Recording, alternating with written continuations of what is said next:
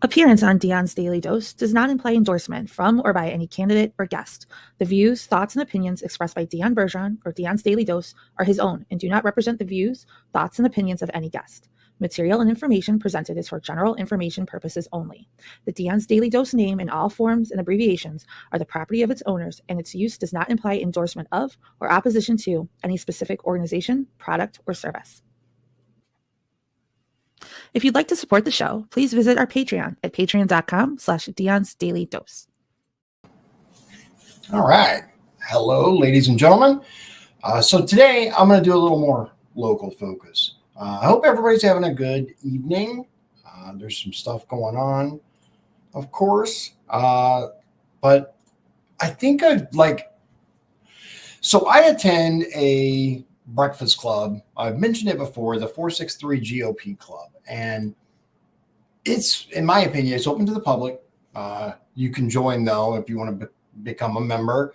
It's not that expensive. And in my opinion, is a lot more interesting than some of the other stuff that's going on.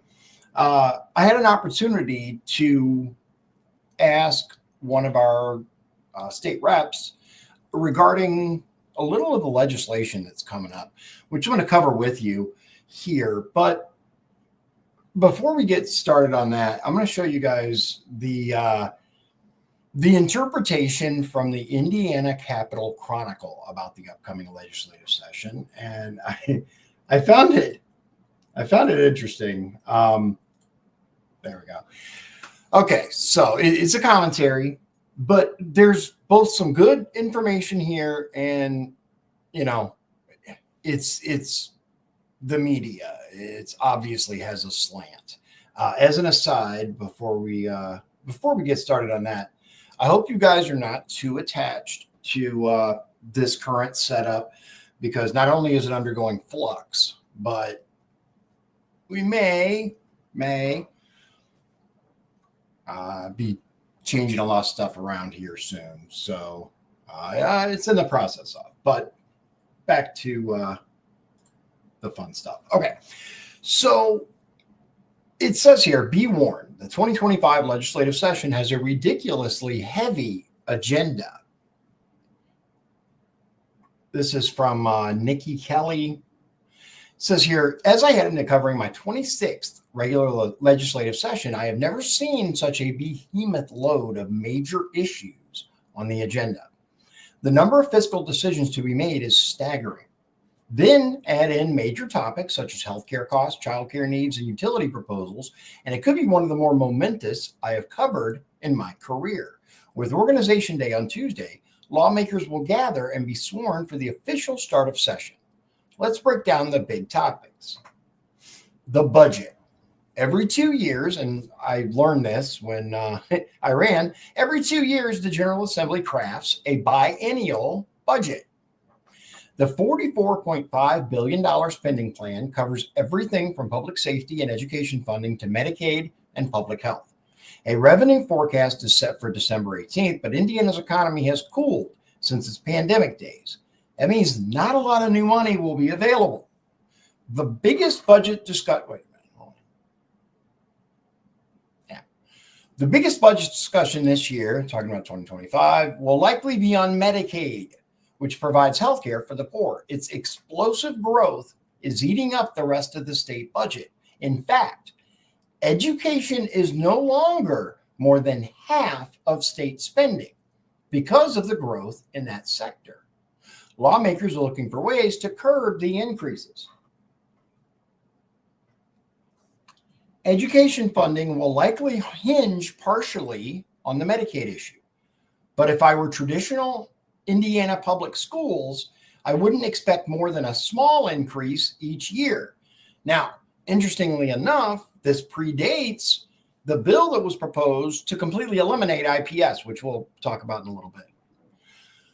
Lawmakers could also authorize universal private school vouchers, which sounds more expansive than it really is. That's because last year they increased the income guidelines so high that the program already reaches more than 95% of the population. Shouldn't it?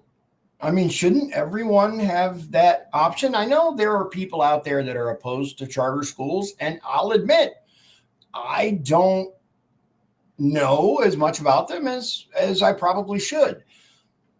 But school choice is a very, very important issue. And in my opinion, having options is good. The growing cost of the voucher program, expected to be about $600 million in fiscal year 2025, will likely continue its ascent. Lawmakers will also decide what happens to major public health investments from 2 years ago. All 92 counties signed on to the initiative, which started with $75 million and then rose to $150 million in fiscal year 2025. Will they keep that number the same, reduce it, or increase it? 2 years ago, the legislature gave an unprecedented amount of money to the Indiana Economic Development Corporation. It went beyond its typical budget and incentive programs and received a $500 million deal closing fund, a $500 million round of regional development grants, and a $150 million land acquisition fund.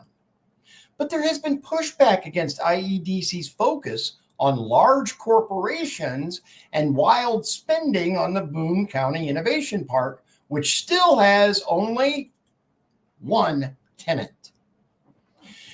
Then it goes into property taxes will be a point of focus. And absolutely, incoming Governor Mike Braun made a major property tax, made a major property tax cut a priority of his campaign. It was just weird. And while lawmakers have been considering possible tax changes, they don't seem as excited for a massive overhaul. No, why would they be? They like all that money. And that's what it comes down to, guys. These people are not going to give the money up willingly. It's not going to happen.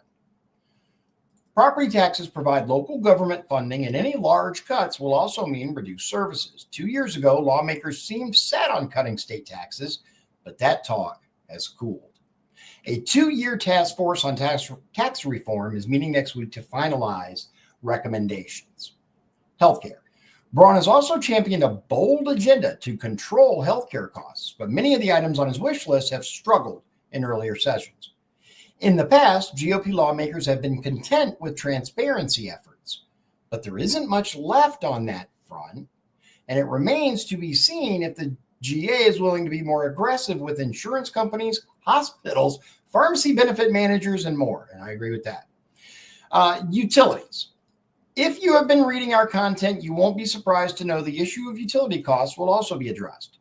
Many Republicans, including Braun, believe the effort by companies to move away from coal and towards renewables has spiked costs for ratepayers. Yeah. A recent Attorney General opinion pressured the Indiana Utility Regulatory Commission to block these changes, and lawmakers are crafting bills behind the scenes to do so themselves. When you tell an energy company that the way that they're producing energy is not okay, and they have to switch to something else, dude, the costs are going to go up. It costs money to change. And we can go back and forth on how effective, how awesome, how useful, good, great, whatever renewables are. But the fact is, coal, at least in Northwest Indiana, NIPSCO, is the cheapest. That's how it's been done for long as I've been alive. And that's how it's going to continue, or would have, until all the laws came down saying, oh, no, that's not okay. You need to make major changes. So we can say whether or not people believe these changed energy costs, these changed utility rates. The fact is, utility rates are going up and will continue to go up. Now, there's something very, very interesting that I'm going to tell you in just a few minutes regarding roads. Apparently, there is a plan, or it is current. I haven't been able to find the exact number, but apparently there's a plan to make every county initiate a wheel tax. You know how Porte County has that $25 wheel tax? Well, apparently plans are in place to make all of the counties do that. Why? Because there's not enough money for roads. That wheel tax money is going to go local. It's going to go local. It's going to go local. Why are our roads crap to begin with? What's wrong with the millions and millions, if not billions of dollars that is going into the roads from these so-called taxes, wheel tax, BMV, tax at the pump, the gas tax, all this other crap, right? We're getting taxed to death, and we're going to need a few more dollars. Indiana's road funding plan, instituted in 2018, has been hit by inflation and fuel mileage improvement, which means both the state and local governments have far more needs than revenue. Imagine that. A 2-year study of road funding needs is expected to have recommendations soon. It talks about childcare, blah, blah, blah, and that's it. Okay. So my next gift to you is from a decidedly liberal source, WFYI in Indianapolis, Rachel Fredette. Here we go. The information contained herein is interesting, although the way that it's written, of course, is something we've seen many, many times. Let's see here. Jack says coal is the second largest export of Indiana and Illinois. Coal is also the largest product of airborne mercury. That's interesting. I did not know that about the mercury. I knew it was a huge export up here. And of course, with the legislators in both Washington and Indianapolis forcing NIPSCO to change from coal to other things, that's going to increase costs, guys. So it says here, legislation would dissolve IPS, which I mentioned before, 4 other school districts, then charters take over. It says here, Indiana lawmakers have introduced a bill that would dissolve the state's largest public school district.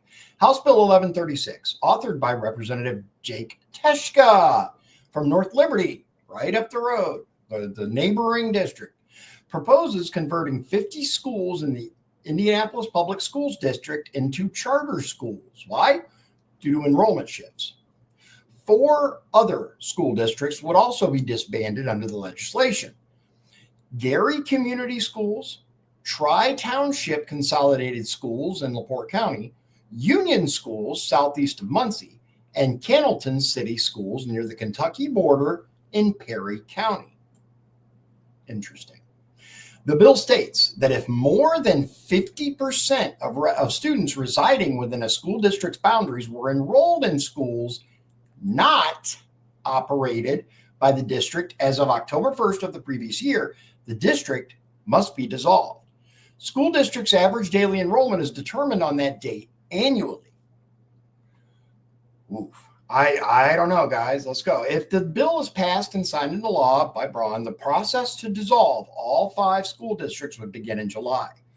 While Braun is a strong advocate for school choice and expanding options for private school attendance, he has not specifically emphasized charter schools in his agenda. This legislation is drawing local and national attention, with parents and pundits taking to social media to voice alarm or praise ahead of this week's start of the session. The bill, if approved, would require 68 public schools across the 5 districts to convert to charter schools by July 1st, 2028, according to the bill's fiscal impact report. Schools with the lowest scores on state assessments, such as iLearn and iRead 3, would transition first. Each school corporation's locally elected school boards would also be disbanded. HB 1136 establishes, quote, a new governing board, requirements and procedures for each school. Each board would consist of 7 members, including appointees from the governor, local leadership, what does that mean, and the director of the Indiana Charter School Board. Here it is right here. Unlike traditional school boards, these members would not be elected by voters. Guys, I'm going to show you some. You know what? I'm just going to go ahead and drop it in here because this is all coming together. There's another huge, huge problem House Bill 1233, Local Government Reorganization Digest, provides that on January 1st, 2027, in all counties except Marion County, of course, because it seems like none of the laws seem to affect Marion County, the following occur. 1, township government is dissolved, gone. 2, the county executive. Who's the executive branch in LaPorte County? The commissioners, which, as we know, is currently inhabited by 2 rhinos and 1 actual liberty-minded individual. The county executive assumes the powers and duties of township trustees with regard to fire protection and emergency services, fire services. 3, an elected county trustee assumes the powers and duties of township trustees regarding township assistance. Specifies that on January 1st, 27, the following occur. 1, all fire protection districts and fire protection territories are dissolved. 2, fire services are provided in accordance with a county fire protection and emergency medical services plan, county plan. 3, the county emergency management director is responsible for the day-to-day operations of administering the county plan. Provides that all incorporated towns with a population of less than 1,000 are required, 1, to report not later than November 1st, 25, and every November 1st, every 4 years thereafter, as to the services provided for residents and operating costs. 2, to be dissolved by the county legislative body, that's the council, if the town's operating costs exceed the expenditures for delivery of services to residents. In other words, they are taking away our elected township trustees. As it sits right now, the township trustees are in charge of this stuff. They've been trying to get rid of the townships for a while now. Why? Why are they so against townships? Why do they want to take their power away, to get rid of them, to replace them? And in return, give us the county executive assumes the powers and duties with regard to fire protection and emergency services. Guys, have you guys seen the LaPorte County Courthouse in LaPorte lately? I took some pictures, which I have not uploaded, but I guess I could. If you go to the county courthouse and then the annex building, right? And you're looking at it from when you pull into the street there, you got the county courthouse on your left, and then the annex building on the right, or complex, whatever you want to call it. That little walkway there, if you look on the other side of that walkway, all of the railing there is in horrible, horrible condition. Now, I brought this up. Okay, so hold on. Let's see here. Jack says it is about time to get rid of township trustees. Most of trustee duties are actually done by county commissioners. Okay, let's talk about that. I'll be honest, I don't know that much about trustee stuff. It says here, township trustees were needed when all transportation was by horse. Now it's easy for people to travel from Westville to LaPorte. I do agree that it's easy to travel now, right? However, I want you to focus on the area that I'm talking about, right? That entire area is destroyed. It's in horrible, horrible condition. The county commissioners, specifically the president of the commission, dark helmet, whatever you want to call this individual, the president of the LaPorte County Commission has allegedly been on the maintenance department to actually get this done. What I do know for sure is that Justin Keel, county council member Justin Keel, 2 years ago when he started, he actually brought it up and created a work order that still has not been completed. 2 years. And you want to give these people more duties, more power? Really? Regardless of whether trustees are needed, not needed, good, bad, I will say this: Center Township trustee Lisa Pierzakowski, like, obviously this is a stellar, or I should say, way above the norm for the office. But Lisa is instrumental in that role. She helps so many people, gets resources for so many people. Our county executive can't even fix banisters in a 2-year period. No, the last thing we need to do is give these idiots more power. Going back, I should say, moving on. Let's go to. Hold on, I'll get to this in just a minute. But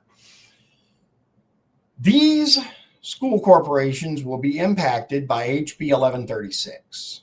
If it says here under this bill, if more than 50% of students within a school corporation's boundaries attend schools not operated by the district, that the corporation has to be resolved by 2028 and its schools converted to charter schools. I don't know, man. That's a really, really, really huge step that I'm not sure. It goes on. If you guys want to, read the article and knock yourself out, but I'm going to move on because this one I had an opportunity to actually mention to a state representative and ask them if the House was intending to get on board with this. Let me show you what I'm talking about. If you're not familiar with Indiana Senate Bill 202, aka SB 202, summary. The Department of Agriculture provides that the Department of Agriculture is established as an executive agency, provides that the Lieutenant Governor serves as the Secretary of Rural Development, provides that the Lieutenant Governor is not the Secretary of Agriculture and Rural Development. As it stands currently, the Lieutenant Governor, Micah Beckwith, is indeed Secretary of Agriculture and Rural Development. It continues, removes the requirement that the Lieutenant Governor is responsible for the implementation of the department, provides that the governor shall appoint the members of certain boards, provides that the director of the department or the director's designee serves as an ex officio member of the Corn Marketing Council. In other words, the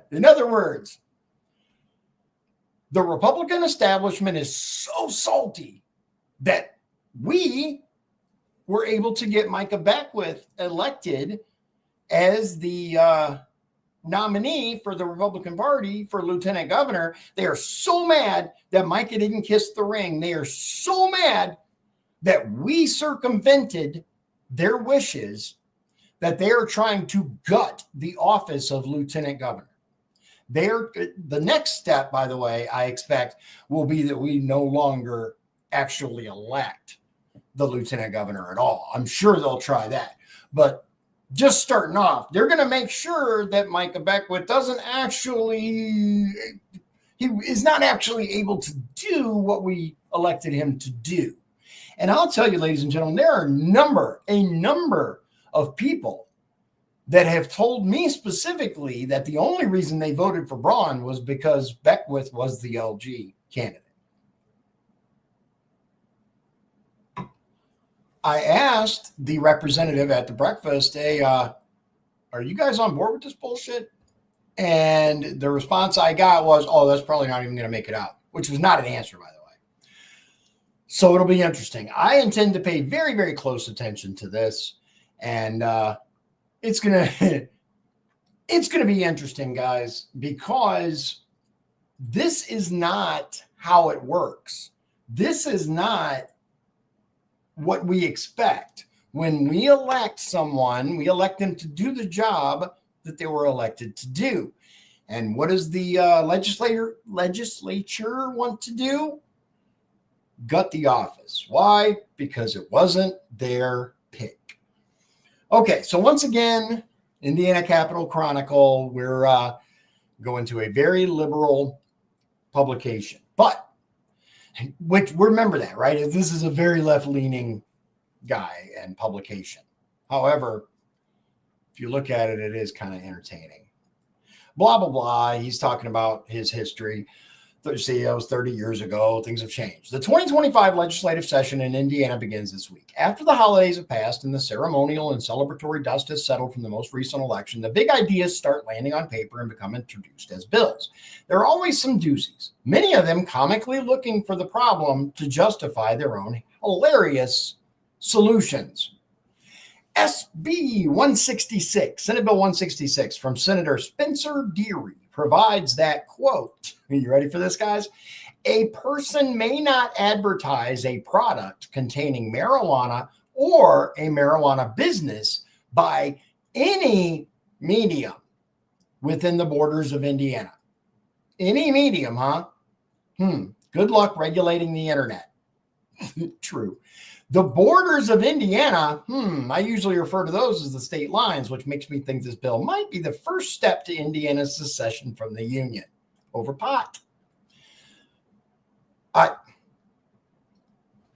You guys know when I ran because, and one of my platforms was, it's time, guys. There's so much tax revenue that we're missing out on that's going to neighboring states. It really is quite silly. I'm for at minimum medical, but whatever. From Senator James Tome, Senate Bill 12 is even funnier. First, it defines the term squatter, a word that will never cease to make me giggle given the litany of its applicability. Before I go on, this is someone who's laughing about squatters, who's laughing about people who have had their home taken from them to give to someone who didn't earn it, who didn't buy it, who moved their ass in, and suddenly the law protects them. F that. Hell no. But in this bill, it defines the term as someone who is trespassing and occupying property without authorization and creates an expedited removal process. Trespassing is already a crime, but when we call it squatting, it's really bad. In this bill, law enforcement must remove a squatter within 48 hours. Trespassers apparently will continue to have more time. But these early bills aren't all funny. Far from it. Another transgender ban. House Bill 1041, filed by Rep. Michelle Davis, extends the original bad idea from her legislation in 22 that regulates the gender of participants in school athletics. That's how they phrase it. Regulates the gender of participants in school athletics. No, what it does is keep biological men from hurting biological women, or at best, performing male times all of that. You're a dude, man. That solution in search of a problem from 3 years ago is being extended to include college sports this year. And why not? Indiana is the home of the NCAA after all. What this year's HB 1041 does, yes, both bad bills cutely have the same number, is to effectively require the NCAA to ban transgender women, in other words, dudes, from women's sports. It requires 60 days notice be given if a transgender woman, a man, from another state plans to compete in Indiana. The apparent reason for the extreme amount of notice is to allow for the statutorily created grievance procedure to be fully pursued by the aggrieved. Okay, so someone applies, right? They fill out that they're going to compete in the NCAA, and the NCAA has 60 days.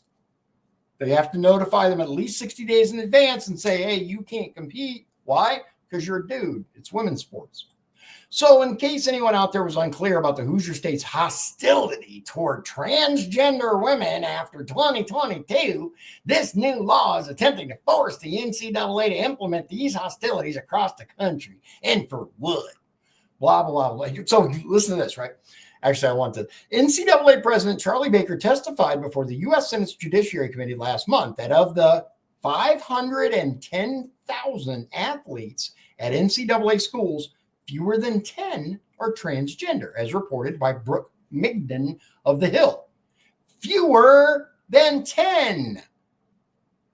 Okay, so they exist, which means there is the possibility that this person, this individual, this man who wears different clothes and says, I'm a female, it's ma'am, is potentially going to compete against biological women.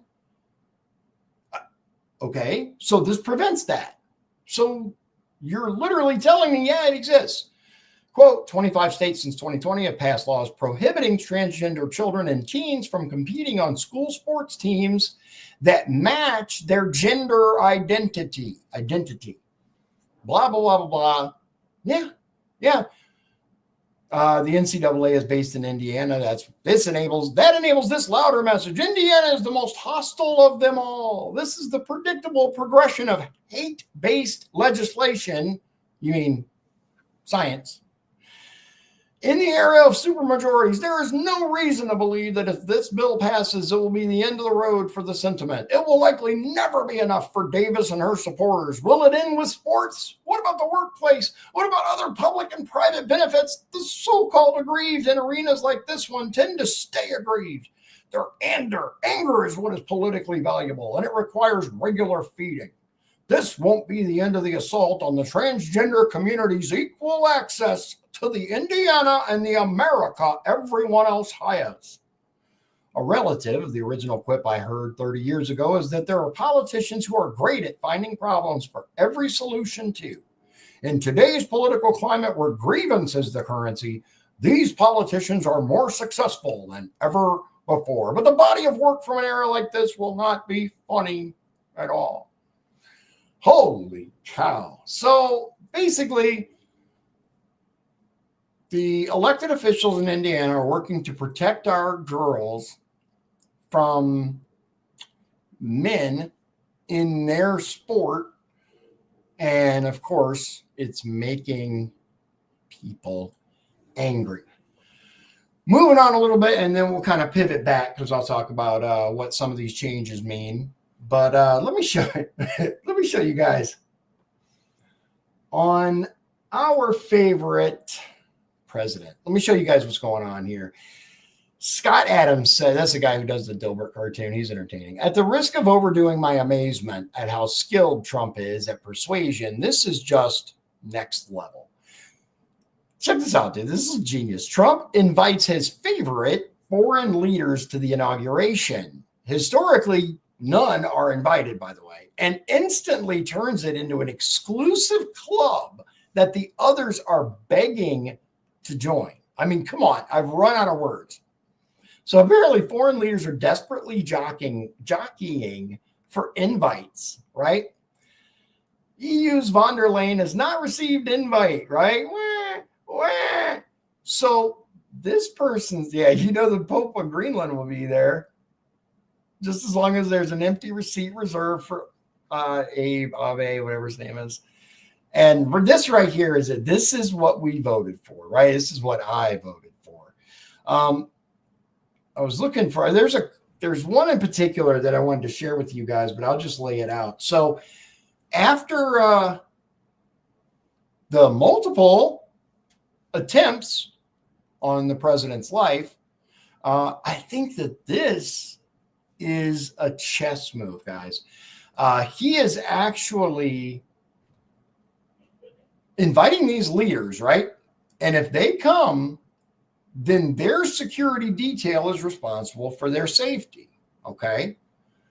Which means that there's going to be multiple countries' security details. At least some of them have to be competent, right? I mean, he obviously can't trust his own detail because we saw what happened, right? So I don't know if you guys have been following. Obviously, you've heard about it, but I don't know how deeply you've been following the California wildfires. Well, it turns out you can't make this up. California called for help to neighboring states for firefighters. Quote, did all those fire rigs and personnel go straight to the fire lines? No, they didn't. Where did they go? Sacramento. Why? Because California says if you send us your fire rig, it must first go to Sacramento for an inspection by Cal Fire, and only if it passes the inspection. And apparently, it's taking some time. Some of the crews have been held up. Only then does it go to Pacific Palisades and start fighting those fires in Los Angeles. And the craziness doesn't end there. Let me show you guys. Hold on. Gotta plug this in. Thought it was, but not yet. There we go. Okay. Let's get this up here.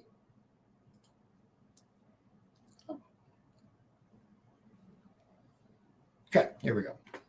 So California called for help. They said to some of their neighboring states like Nevada and Idaho and Oregon and Washington, send us some fire rigs, send us some firefighters. We've got to get these fires out. Guess what happened? Did all those fire rigs and personnel go straight to the fire lines? No, they did not. They went to Sacramento. And why? Because California says if you send us your fire rig, it must first go to Sacramento for an inspection by Cal Fire. And only if it passes the inspection, and apparently it's taking some time, some of the crews have been held up, only then does it go to Pacific Palisades and start fighting those fires in Los Angeles. That's how crazy it is. And to make it even worse, on the way out of the state, after all those fire crews and rigs are done, they have to stop in Sacramento for a second inspection on their way out of state.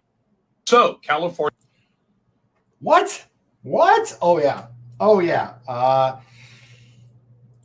They're more worried about the environment from the fire trucks than they are about the environment from the massive fires.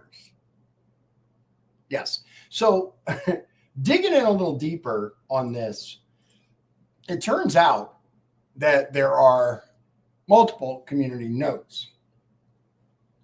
And what are they? Are they people saying, oh, no, that's not true. We don't have to go to Sacramento. It says, quote, this is misinformation. Our teams were not delayed. They did stop in Sacramento to rest and routine safety check to ensure a safe deployment. In other words, yes, they got to go their ass to Sacramento first. Quote, we sent 75 fire engines. Your statement about our teams not being allowed into California is false. No, but you have still had to go to Sacramento. The dude literally said, we have to go to Sacramento, right? Safety checks were mandatory. Stopped in the Sacramento area to complete mandatory vehicle safety checks. And the Oregon State Fire Marshal Agency Administrator Ian Yoakum described the safety checks as a critical part of the mission. Then it says it appears the Oregon State Fire Marshal has deleted the post, stating that 75 engines were working around the clock to help their neighbors. One last thing, guys, from X. It says Mar-a-Lago locked down from miles out. Personally was stopped at the bridge to go over the intercoastal, and truck in front of me had to consent to search of his truck. As I approached inside 2 miles of Mar-a-Lago, massive presence of local and federal law enforcement. Concrete barriers put up a half-mile away from MAL. Roads but down completely. No one is allowed to get close. Unsure if this time his president is on the move or if the now standard procedure. This guy says, I pulled over to ask a deputy Palm Beach County sheriff why there was a lockdown around Mar-a-Lago. He said, quote, it's been like that for 4 years now. I said, no, I was there a couple months ago and it has not been like that. He and his counterpart then stare at me and say nothing. Obviously not a good answer. Grammar's almost bad, talk to text, etc. Yeah. So it's getting interesting, ladies and gentlemen, as far as talking about just local here, right? As I mentioned, the county courthouse here in LaPorte, I'm just going to do a separate video on that. But first, I'm going to give them one more opportunity to fix it. I'm going to actually go to the meetings, and I'm going to tell them again about this and ask, is this in motion? Is someone actually fixing this? I don't expect a real response, but we'll see. So obviously you guys are familiar with all the changes that have happened due to the election. As far as at the county level, we had a little bit of a shakeup, right? We had a little shakeup at the county council level. Mike Rosenbaum is no longer on the council, and the caucus was held to replace him. Jim Pressel III won that caucus and is now on the county council. Well, there's lots of Facebook stuff, but I do know that there were multiple people that were replaced as far as on boards, right? There were many board members that were replaced. Now, the rumors are that these were Republicans and they were replaced with Democrats. I don't know that. I don't know their history. I don't even know who the board members were changed. That's just what I'm seeing. Would highly recommend that you guys look into it yourselves. Find out. I have not had a chance to review the meeting and look into these people. Haven't had the chance yet. I got other stuff going on as far as real life goes. The other thing is that the council, Rich Mrazinski is out and Steve Hollifield is in. Now, a lot of people had a lot of hope about Steve Hollifield, that he would come in and be a voice of reason and at least, if nothing else, be a good sounding board or a unbiased third person on the council, or commission, in order to kind of alleviate some of the friction between liberty-minded Joe Haney and Connie Grammarosa. That's not what happened. What happened was Steve Hollifield was elected and immediately elected Connie Grammarosa to commission president, followed shortly by appointing her husband, Rich Grammarosa, to the travel board or something. Now, as I recall, Mr. Hollifield's stance on people appointing family members to various boards, he was wholeheartedly against it before he was elected. Now, it seems like he is a whipping boy at best and a dog at worst. We shall see. We're going to be keeping a close eye on him. You guys can expect more videos about meetings coming up, the various councils and all of that. I don't know how many I'm going to be able to dig into, but I'll do what I can. I got some other stuff going on here, but definitely going to try to keep you guys up to date. What do you think? Let's talk about these. Let's talk about these bills. The township thing. I don't know, man. I don't know enough about townships, but I will say the township, the township trustees are elected directly by we the people. And if you don't believe in elections, then how did you get to where you are to be able to take away other positions? Now, that said, I don't know. I don't know how the townships, if it's a positive, if it's a negative, if things do need to change. I've looked into it a little bit. I know that Center Township's great. I know that Michigan Township's not so great. So my question, though, is how is this going to affect the services that the township is supposed to provide, and in many cases does an excellent job in doing so? How is this going to affect the fire coverage? How is this going to affect? Because let's face it, I have zero faith in our county government at this point, none whatsoever. Now, from the county council, one of the good things I'd say that came about is that Adam Karanka was elected president of the council. Now, I've had my issues with the way that Karanka has voted in the past, but I do believe that he's probably the best choice on the council currently, with the exception of Justin Keel. I'm just going to say it, man. Justin's awesome, dude. He has always, in my opinion, voted the way that I believe true liberty-minded people, true Republicans vote. He's new, though, so they're not going to make him president. Karanka hasn't been there that long either. I don't know. But out of the potential options, Karanka is about the best we can do. So we'll see how he does. I have the dude's super smart, man. Adam's really smart. I like him as a person. I think that sometimes he gets, I won't say bullied, but advised incorrectly. We'll have to see. I hope that he listens to the constituents. And ladies and gentlemen, if you live in LaPorte County, they took away Zoom from the commissioner meetings. Why? Because Connie and Steve didn't want it. That's why. So why do you think that is? I'm not going to posit anything.